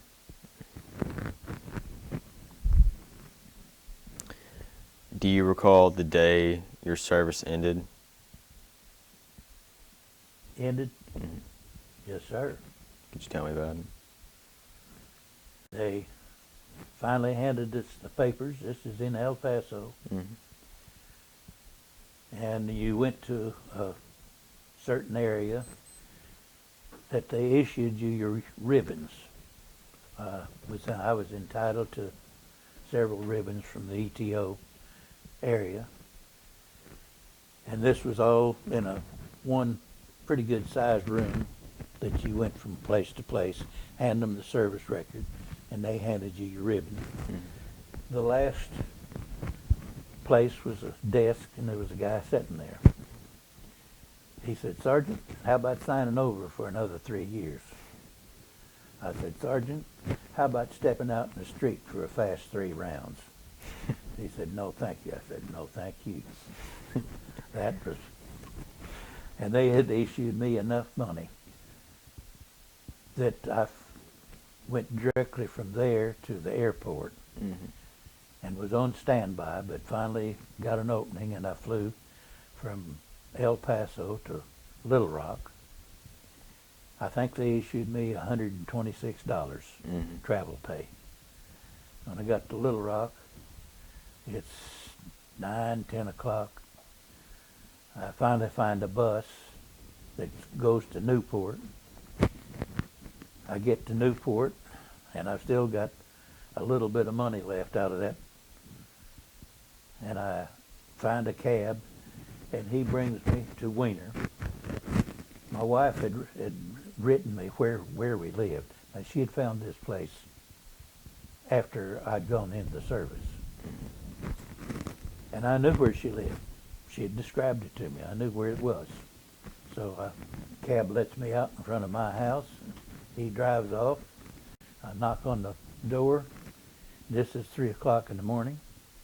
And another lady comes to the door. I said, I'm looking for Elma. She said, Warren? I said, yeah. She said, you live in that house down there. Next block over.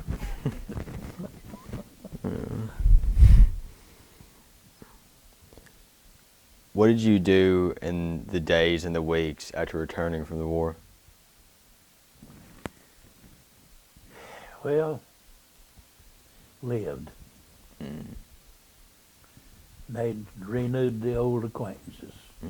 Got acquainted with my wife and a 18-month-old child that I'd never seen. And this was in October. Most of the harvest was over. It wasn't too long though, after I came home, that I started feeling bad. And this house that we lived in had an outdoor toilet, barely. And that was one of the first projects I had was to actually build a new one. And while I was building that thing, I was using it an awful lot. Finally went to the doctor, and he pronounced me with dysentery, which I had evidently picked up overseas. And we finally got straightened up over the dysentery. And then the next spring went to farming.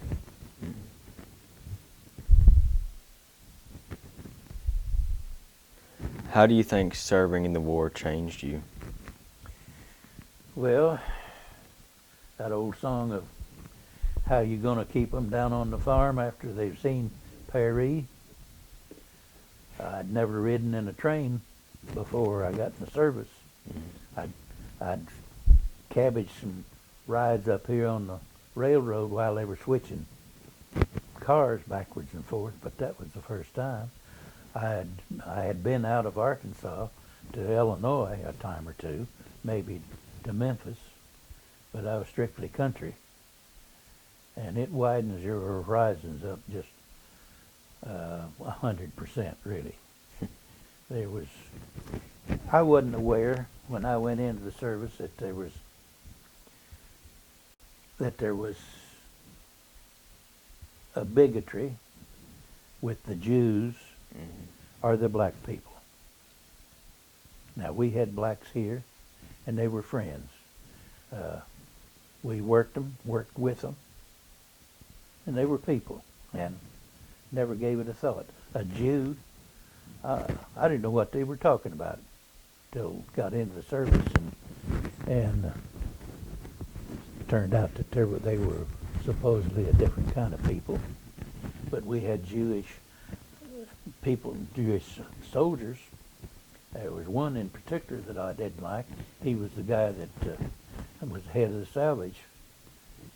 You'd thought he was selling that stuff, his last pair, before he'd issue you a new pair of coveralls. He was tight. Couldn't insult him. Tried that. How'd that go? Oh, he called him names. Now I'd like to ask you about farming. In your life, what is the greatest change in farming? There's been so many different changes.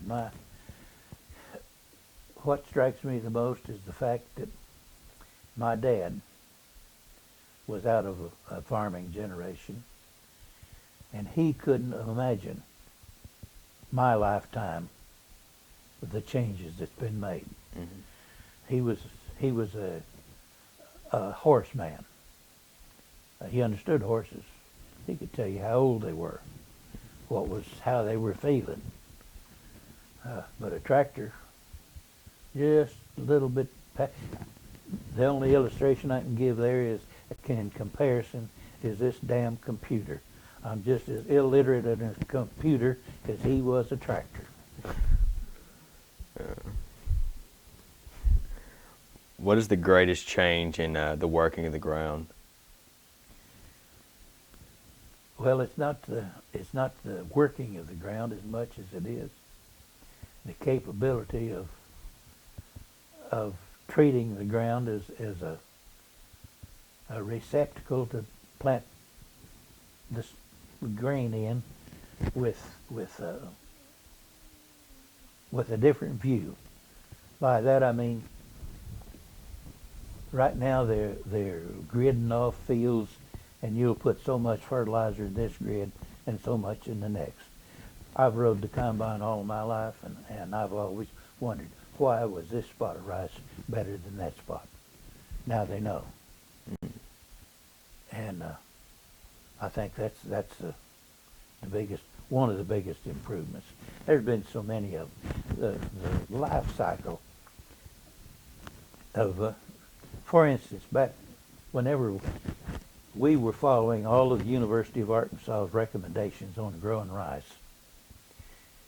Pam lived in Louisiana at that time. We went down to visit her, and I went out in Louisiana farm ground. And I was looking for a farmer that was more my style, and I drove till finally I was on gravel, and there was a guy working on a combine under a shade tree. I said, I know that guy, because I've got a shade tree at home, just like that.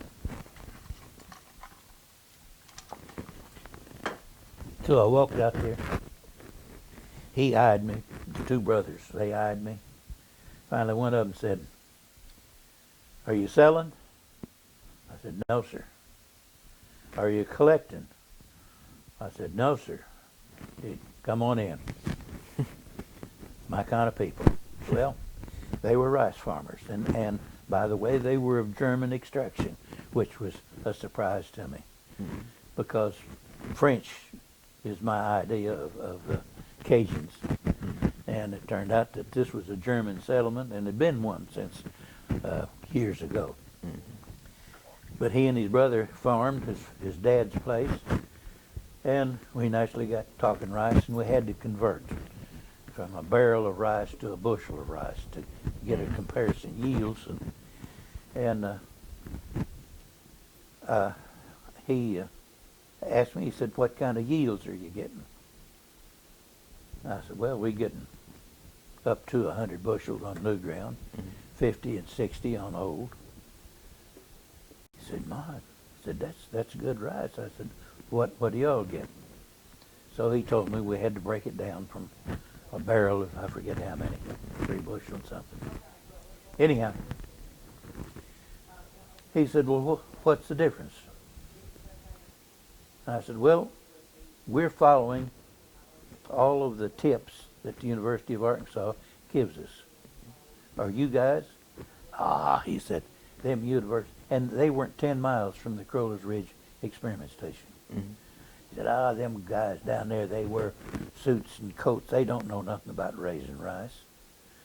I said, "Well, I don't know them, but I do know that the University of Arkansas, those people do know, and they're giving us information that is raising our yield just steadily every year."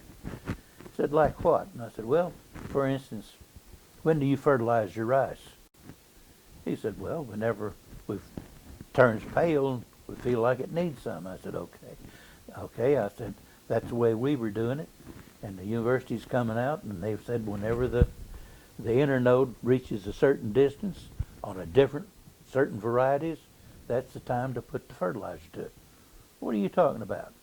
Didn't know the internode. I didn't either till the university showed us a picture of the thing. But they're the babies that's kept us in the business all these years, and are still doing it. Imagine raising 200 bushel rice right now. I did on my new ground when I had it. I raised 100 bushel rice, and one time I had a 170 bushel crop. Kind of cheated a little because the moisture was high. Those were green bushels. It would have dried down considerably less, but I've always remembered it as being 170 bushel. Yeah. What is the greatest change in harvesting? Well, for instance, in my first years and working with Dad and for him, if we thrashed 1,000 or 1,200 bushel a day, we had a real good run. Now, I still can't imagine one combine, cutting 15,000 bushels in one day, and it's being done. Barry Huber up there has cut that much rice. Now, those were circumstances. It was good rice, square fields, no levees, but and he was unloading on the run. You don't think that having to stop and unload costs you, but it takes 3.5 minutes to unload a hopper of rice, and in that length of time you can cut 40 bushels of rice. So if you can cut and unload at the same time, it's not long till you've gained a hopper of rice. What is the greatest change in tractors? In what? Tractors. I rode with Barry in his new combine. Mm-hmm. I had to almost turn my hearing aid off from the ground to getting up and getting in the combine. Mm-hmm. Then it's total quiet in the combine. And he's got a little jump seat that I sat on, comfortable, you're not scrunched up. And he turns the combine, heads it into the rice, watches a little gadget up on the windshield, takes his hand off the steering wheel, and here it goes across the field. Now it's holding within a 3 or a 4 inch area, keeping a full header. I always, when I was driving, was fighting to keep a full header, and I was always in and out. But there his is staying that distance. He's sitting there with his hands in his lap. The phone rings. He reaches up here and grabs it, and I said, "I'll drive while you're answering the phone." He said, "You keep your hands off the steering wheel." He answers the phone. "Change?" I said, "How many, is this good rice here?" And he reaches up on the column, punches a button, there's a little picture tube there. "Yeah, this is making 189 bushels. "Oh, what's the moisture?" 12. Yeah. We cut a sample, hauled it to town. They run a sample, and then we went back and told them what the moisture was. Wow. Quite a bit of change. Yes.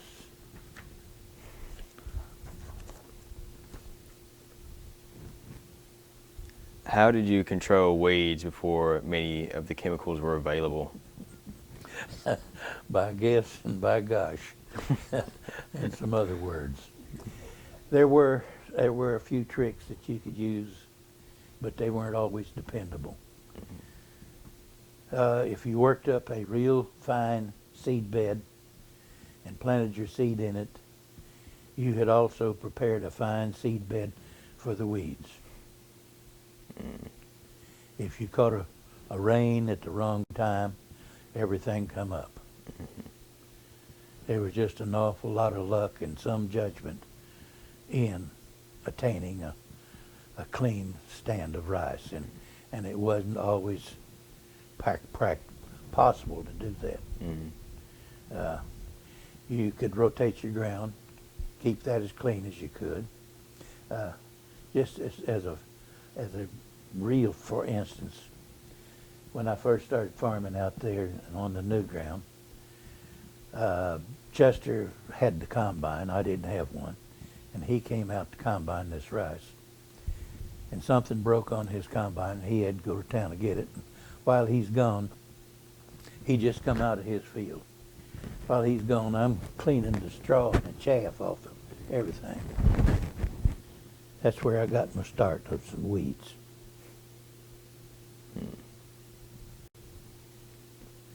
How were rice wells put in when you started farming, and how were they put in and before you started? Well, Topic. there is quite a bit of difference on that now. The first wells, the first wells were open pits, a 4-foot by 4-foot open pit that was dug down into the water-bearing sand, which in this area would be sometimes 30 feet. Actually, there's in our area up there, it was 14 foot of soil, top soil, not top soil, top dirt. There was some dirt down there you couldn't sit on and raise an umbrella. It just wouldn't sprout anything. But after that, you hit the sand, and earlier that was water-bearing sand. But as we've taken the water table down, it's gotten deeper and deeper. But they would dig this pit down into the water.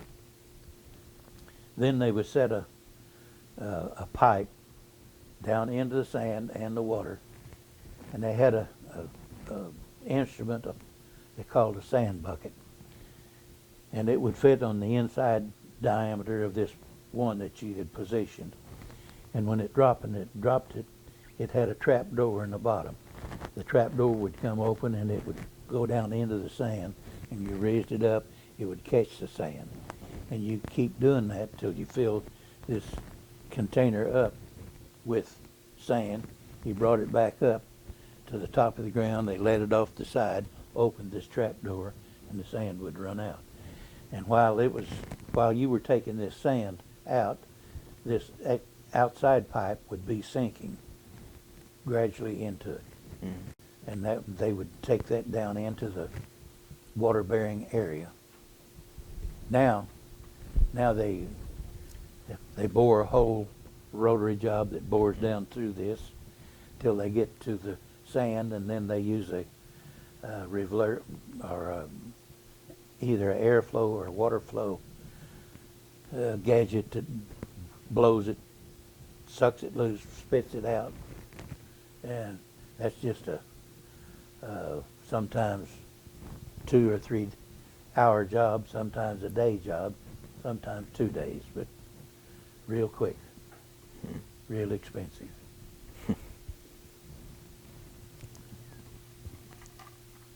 What was the price of farmland when you began farming? That farm of mine out there was bought for $7 an acre. Wow. But it was 3 miles from anywhere. There was no road to it. There was no electricity. The water was under the ground, but all those trees was hooked to it. They had to be unhooked before you could scrabble up a little dirt to make a seed bed. That's kind of hard on machinery. But it was a living and it worked. My dad was strong against me doing it because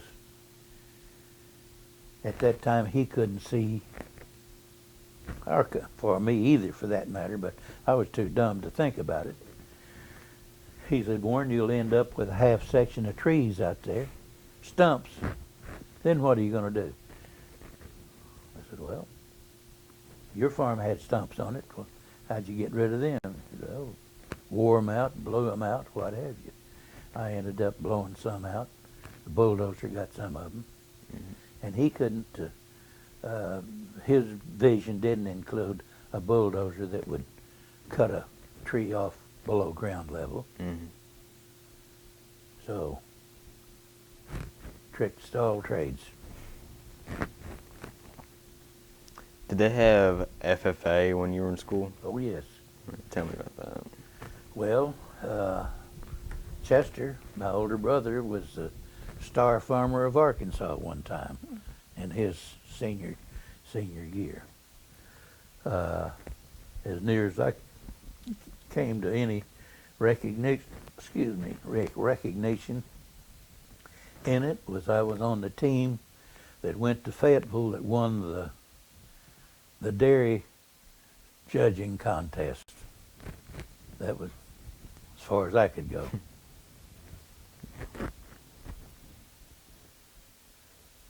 What advice would you give to someone wanting to be a farmer? Well, don't farm rice here. Would you advise them to be a farmer? You know, that's a hard thought.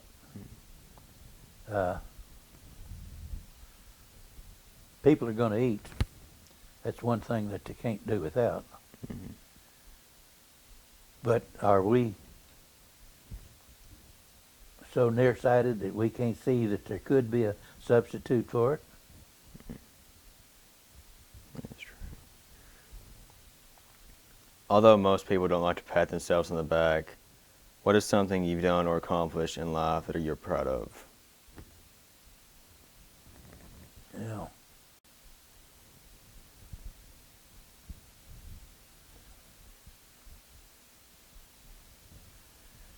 Well, I guess one thing that I'm the most proud of is that the 4 children all turned out to be good kids.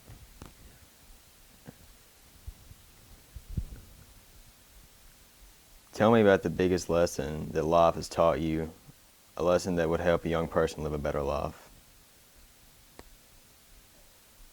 Once you preach one. Well, I don't think I found it out yet. I'm still looking for it. Well, you have to be honest. I cannot conceive of going through life being a liar and a cheat. I just can't imagine what it would be like. Of course, that fits different categories. There used to be an old radio comedian that used to say, "Tell the truth and you'll have less to remember." Well, that's, if you lie, you got to remember what the lie was. So I don't think I have a thought of life. My one last question. Did you ever get your wool suit?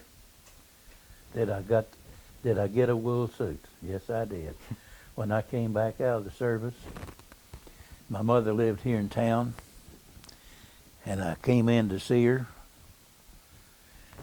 and she said, "You know, Mr. Downing told me when Tom and I got married that if I ever named a kid after him, he'd buy him his first wool suit." So I turned right around and headed for the international place and went in to see Mr. Downing, and I said, "Mom tells me you promised me a wool suit." He said, "By golly, I believe I did," and he wrote me a check out for $50. That's great. I think that's it. That was a great interview.